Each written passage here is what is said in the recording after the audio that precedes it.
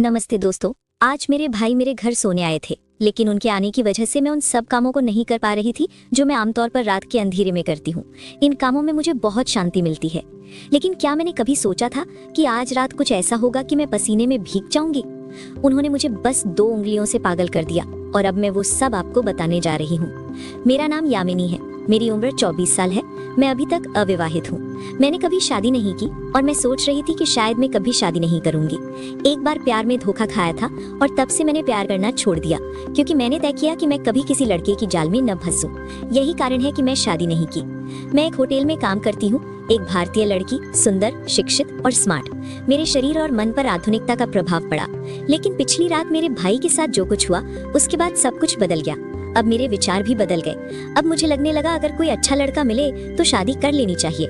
पिछली रात की बात बताती हूँ। मेरे भाई, जिनकी उम्र 34 साल है, भाई डिलीवरी बॉय के रूप में काम करते हैं और मेरी भाभी का हाल ही में कैंसर की वजह से निधन हो गया है। रात का ये समय हम खाना खाकर थोड़ी देर टीवी देख रहे थे। फिर मैं और भाई छत पर टहलने गए। भाई ग्राउंड फ्लोर पर सो रहे थे और मैं फर्स्ट फ्लोर पर अपने बगल के कमरे में अपने छोटे भाई के साथ सो रही थी। रात लगभग 1 बजे के करीब हम दोनों ना पीछे आए और तब भाई मेरे कमरे में आकर बोले, यामिनी, मुझे नींद नहीं आ रही है, चलो कुछ बात करते हैं। हम दोनों बिस्तर पर बैठकर बात करने लगे।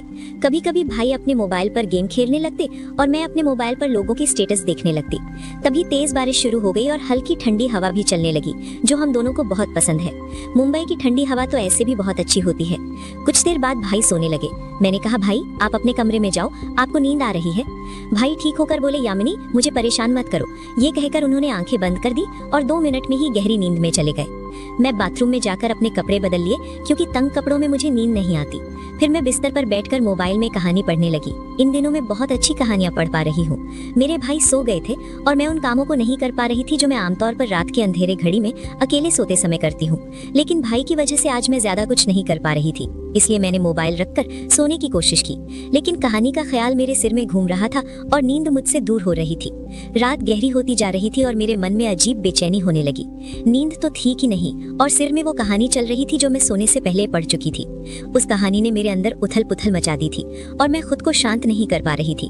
भाई पास में ही सो रहे थे और उनके खर्राटे की आवाज मुझे और विचलित कर रही थी।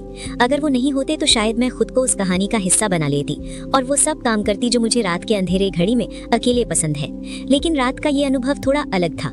मैं अपने ही विचारों में डूब गई थी। अचानक भाई ने करवट बदली और सीधे बैठ गए। मेरी आंखें अनजाने में उसी ओर चली गई और जो मैंने देखा उसे देखकर मुझे शर्म आ गई। मेरे भाई ने बहुत पतला धोती पहन रखा था और उसके कारण कुछ ऐसा दिखाई दे रहा था जिसे देखकर मेरी स्थिति और जटिल हो गई। शर्म तो दूर की बात है, मैं अपनी नजरें भी उनकी ओर हटा नहीं पा रही थी। मन में एक अजीब सी बेचैनी चल रही थी। एक तरफ मैं खुद को नियंत्रण में रखने की कोशिश कर रही थी और दूसरी ओर मेरे अंदर की बेचैनी बढ़ती जा रही थी। सच्चाई ये है कि अब मैं खुद को सहेज नहीं कर पा रही थी। हर पल ऐसा लगता था कि अगर मैंने खुद को रोका नहीं तो कुछ ऐसा हो जाएगा जिससे मैं कभी उबर नहीं पाऊंगी।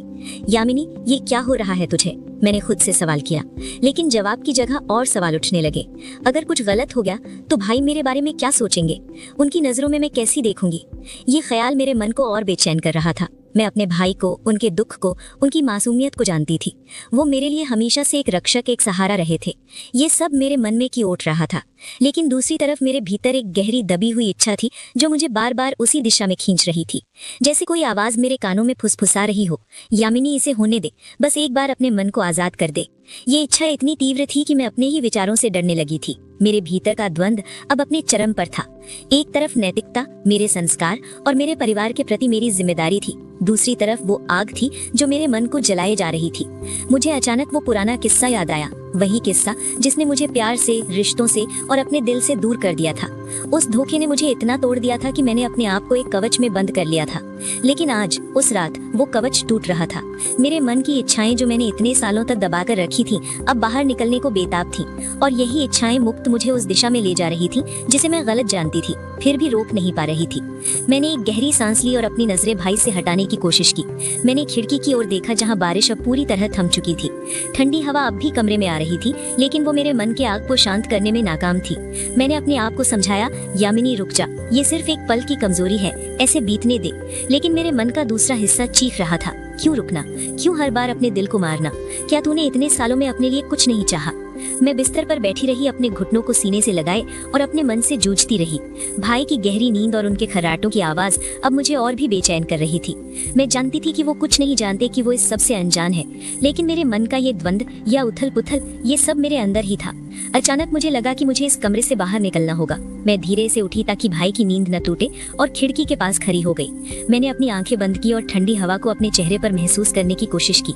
मैंने खुद से कहा, यामिनी तू मजबूत है, तूने पहले भी मुश्किलों का सामना किया है, ये भी एक पल है, ये भी बीत जाएगा। लेकिन क्या ये पल वाकई बीत जाएगा या ये मेरे मन में हमेशा के लिए एक निशान छोड़ जाएगा?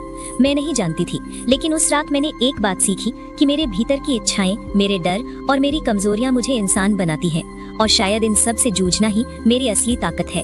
दोस्तों, मेरी कहानी आपको कैसी लगी? कहानी का दूसरा हिस्सा भी जल्दी ही मैं आपके बीच में लाऊंगी।